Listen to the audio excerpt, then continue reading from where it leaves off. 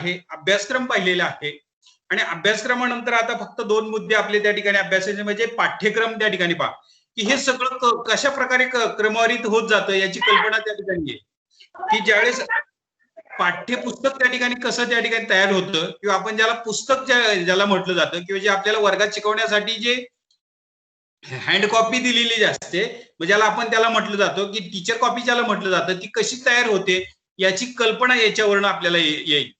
की पहिल्या ज्ञानातील म्हणजे संपूर्ण अनुभवाचं त्या ठिकाणी गाठोडं तयार केलं जातं त्या गाठोड्याचं रूपांतर त्या ठिकाणी अभ्यासक्रमात केलं जातं आणि अभ्यासक्रमात केल्यानंतर की अभ्यासक्रम तयार केला जातो म्हणजे संपूर्णपणे स्तराचा अभ्यासक्रम असतो आणि त्या स्तरानुसार मग काय केलं जातं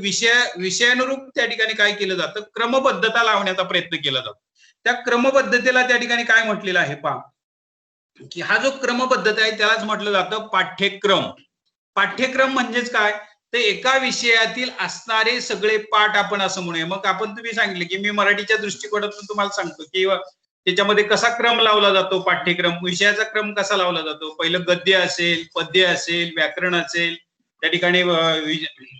इतर त्या ठिकाणी स्थूल वाचन असेल अशा प्रकारची पहिलं नियोजन केलं जातं मग पद्यात काय गद्यात काय लावायचं पद्यात कोणत्या कविता घ्यायच्या त्या ठिकाणी स्थूल वाचनात कोणते त्या ठिकाणी लेख घ्यायचे व्याकरणात कोणतं व्याकरण त्या ठिकाणी त्या स्तरानुसार कोणत्या यात्रेला लावलं गेलं पाहिजे याचं नियोजन म्हणजे पाठ्यक्रम